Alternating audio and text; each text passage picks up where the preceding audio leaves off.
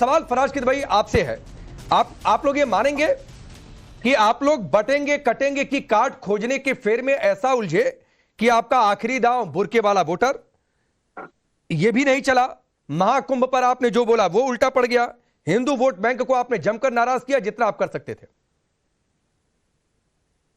अब पता नहीं हिंदू वोट बैंक में आपकी डेफिनेशन क्या आती है राकेश जी, लेकिन बहरहाल जनता ने जो मैंडेट दिया है, हम लोग अक्सर फिल्मों में देखते थे कि बंदूक की नोक पर इलेक्शन हो रहे हैं।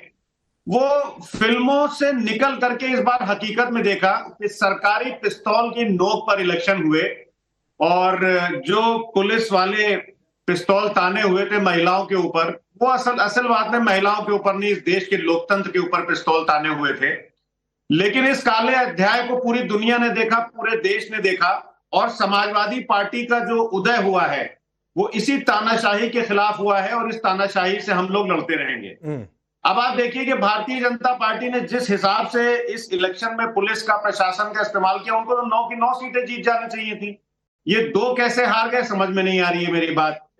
और दूसरी बात रही कि अब जहां तक कि आपने बोला कि बटेंगे तो कटेंगे, देखिए हम लोग ये जो नेगेटिव नारे हैं, हमारे राष्ट्रीय अध्यक्ष आदरणीय अखिलेश यादव जी ने पहले ही बोल दिया था राकेश जी कि हम लोग जो हैं वो हमेशा पॉजिटिव सोच लेकर के चलते हैं। ठीक है। और आपने फिल्मों की बात कही, मैंने अपने बचपन में रियलिटी में देखा कि बंदूक के नोक पर बूथ के बूथ कैसे लूटे जाते थे, तो मैं अपने बचपन की याद आपको साझा कर रहा हूं सर। आप फिल्मों की बात कर रहे हैं, मैं रियल लाइफ की बातचीत कर रहा हूं कि जब मैं पढ़ाई करता था तो देखा जाता था कि बूथ के बूथ और डिब्बे कैसे लेकर भाग गए। तो मैं उधर नहीं जा रहा हूं, आप अपना प्रोपेगेंडा चलाते रहे, वो काम नहीं किया सर। पिस्टल किस पर तानी गई, नहीं तानी गई, पत्थर किसने चलाए, घर पर पत्थर किसने पहुंचाए, पिस्टल महिलाओं पर थी कि पत्थरबाजों पर थी, ये 2-3 दिनों में चर्चा हुई है। लेकिन मैं फिर आता हूं, मैं उधर नहीं जाना चाहता हूं। आपने मठाधीश को माफिया से जोड़ दिया, साधुओं में धूर्त आप खोजने चले गए, बुरके में वोटर की चेक नहीं होनी चाहिए आप इस पर चले गए, महाकुंभ में इतना खर्चा क्यों हो रहा है आप ये बोलकर चले गए।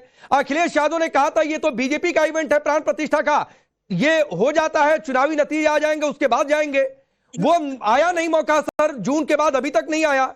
40 किलोमीटर की दूरी है मिल्कीपुर से, 40 किलोमीटर की दूरी अवधेश प्रसाद नहीं तय कर पाए। आप अभी भी नहीं कह रहे कि हिंदू वोट बैंक क्या होता है। आप ट्रॉफी की तरह जिनको लेकर घूमते रहे अवधेश प्रसाद को, ठीक है घूमिए, लेकिन आप ये नहीं सोचे कि आप किसी को उससे टीज कर रहे हैं, वो आपको बैकफायर किया है।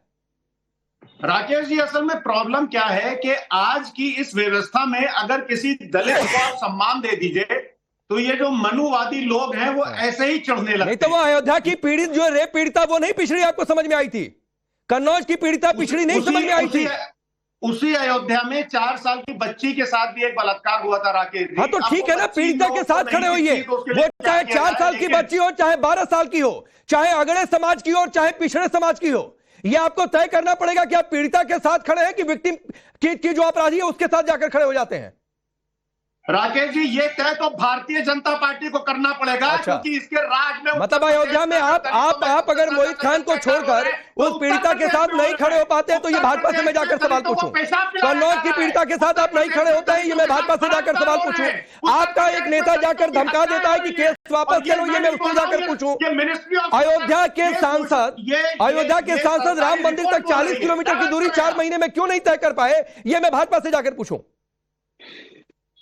फिर से बोलिए, सुनाई नहीं दिया मुझे। नहीं सुनाई देगा सर, फिर से पूछ लिए, नहीं सुनाई दिया। नहीं तो मैं कहता रहा हूं कि ये सारी बातें आप पिछड़ी समाज की पीड़िता के साथ न खड़े हो तो मैं बीजेपी से पूछूं, आप अयोध्या क्यों नहीं गए, प्राण प्रतिष्ठा कार्यक्रम चुनावी नतीजे आने के बाद ये भी मैं बीजेपी से जाकर पूछूं। आपके नेता महाकुंभ पर कह दे कि भैया इतना खर्चा क्यों कर रहे हो, तो ये भी मैं बीजेपी से जाकर पूछूं। राकेश जी, हम अयोध्या जाएंगे कब, हम कब हज करने जाएंगे, ये टीवी के एंकर हमसे नहीं पूछेंगे, ना मैं उनको बता करके जाऊंगा। अच्छा, जब भगवान बुलाएगा, जब अल्लाह बुलाएगा तो हम लोग जाएंगे। अच्छा। हमको ये किसी टीवी एंकर के सामने नहीं साबित करना है कि हम कितने बड़े हिंदू हैं। तो फिर तो सोचिए ना कि भगवान बुला क्यों नहीं रहे हैं। चलिए, भगवान बुला क्यों नहीं रहे, मैं ये नहीं कह रहा हूं कि आप मुझे बताकर जाइए, तो फिर दूसरा नैरेटिव लेकर मत आइए। ठीक है, रोहन गुप्ता, ठीक है सर, आता हूं। रोहन गुप्ता ये कह रहे हैं हिंदू वोट बैंक क्या होता है, हमारा जब मन करेगा जाएंगे, जब मन करेगा नहीं जाएंगे, ये मानने को तैयार नहीं है। और आपने पिस्टल के दम पर चुनाव करवाया, ये अभी भी इन नतीजों को देखने के बाद भी। देखिए, जैसे ही चुनाव के परिणाम आते हैं लोकतंत्र खतरे में आ जाता है, ईवीएम चोरी, तो सब पुरानी स्टोरी हो गई। हकीकत में ये है कि धरातल की हकीकत से विपक्ष काफी तक उखड़ चुका है। उनको मालूम ही नहीं हकीकत क्या है। अभी उन्होंने कहा कि नहीं ठीक है, मंदिर कब जाएंगे हम बताएंगे। वही अखिलेश प्रसाद की तस्वीर है जहां पे वो दरगाह में गए थे, पूरे पूरे सोशल मीडिया के ऊपर थी, उन्होंने ही डाली हुई थी। तो ये डबल स्टैंडर्ड नहीं चल सकता है। आप समझ रहे मैं क्या बोल रहा हूँ? या तो आप बिन सांप्रदायिक हैं या तो नहीं है। आपको पर्टिकुलर क्लास के लिए आप बिन सांप्रदायिक है और नहीं है, तो दो डबल स्टैंडर्ड नहीं चल सकता है। जनता ये देख रही है। और मुद्दा यहाँ पे कम्युनल पॉलिटिक्स की नहीं है। मुद्दा है कि किस प्रकार से आप तुष्टीकरण करने के लिए आप दूसरे जो बड़ा वर्ग है उसको आप अन्याय कर रहे हैं। आप मत करिए ना। आप तुष्टीकरण नहीं करेंगे तो कुछ नहीं होगा। पर क्योंकि आपको तुष्टीकरण करना है, आपको लगता है कि आप मंदिर जाएंगे तो कोई नाराज हो जाएगा, ये मानसिकता के खिलाफ पूरा देश खड़ा हुआ। उत्तर प्रदेश ने आपको ट्रेलर दिखाया, फिर अब आप उसको कहेंगे दमन हो गया, ये हो गया। अरे आपको भरोसा ही नहीं है सिस्टम पे, तो लोकसभा की जब सीटें आई तब क्यों भरोसा कर लिया आपने? तब तो आपको बोल रहे थे कि नहीं नहीं देखिए हम लोग ने पूरा हला दिया, हमारा संविधान का मामला है, कॉपी लेके घूम रहे थे, तब सब सही था। जैसे ही आप हार गए वैसे लोकतंत्र खतरे में आ गया। अरे स्वीकार कीजिए, हार हो जीत हो जो भी हो, उसे लेसन सीखिए कि ये क्यों हो रहा है। हर बार जनता के ऊपर, एंकर के ऊपर, टीवी चैनलों के ऊपर कब तक आप ठीकरा भार फोड़ते रहेंगे?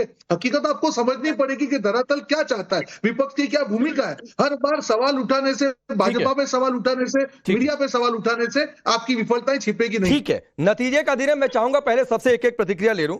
आऊंगा अजय जी, लेकिन पहले मैं किशोर तिवारी के पास जाना चाहता हूं, और इसलिए जाना चाहता हूं क्योंकि आप जिस पार्टी को रिप्रेजेंट करते हैं वो पार्टी हिंदुत्व की ब्रांडिंग के साथ आगे बढ़ी। मुझे याद है किशोर जी, पिछले कुछ दिनों में, 4-5 दिन पहले की बात होगी या हो सकता है एक आध दिन और आगे पीछे, आपने कहा कि जब मेरा सवाल सीधे हिंदुत्व की सोच को लेकर था, आपने कहा हम सामाजिक समरसता के आगे बढ़ गए। मैंने पूछा कि आपने बाला साहब ठाकरे के विचार को छोड़ दिया क्या? आज जनता का मैंडेट क्यों नहीं ये माना जाए कि असली शिवसेना जो शिंदे के पास वो है, और आप लोग बाला साहब ठाकरे की विरासत से अलग हट गए, उसका ये खामियाजा मिला? मैं आपके बात से सहमत हूं कि चुनाव के नतीजे जो आए हैं ये हमारे अपेक्षाकृत नहीं है।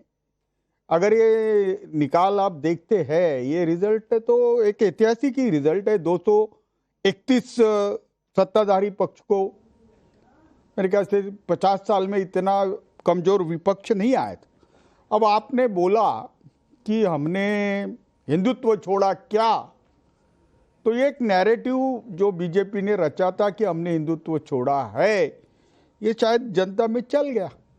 लेकिन एक बात मैं कबूल करूंगा कि जिस तरीके से चुनाव हारने के बाद या 2.5 साल तक एकनाथ शिंदे जी जैसे अप्रोचेबल थे, कम्युनिकेबल थे, और लाड़की बहन योजना या किसानों के प्रति निर्णय लेने में आए थे, तो रिजल्ट में किसानों की नाराजगी नहीं दिखी, महंगाई पे लोगों की नाराजगी नहीं दिखी।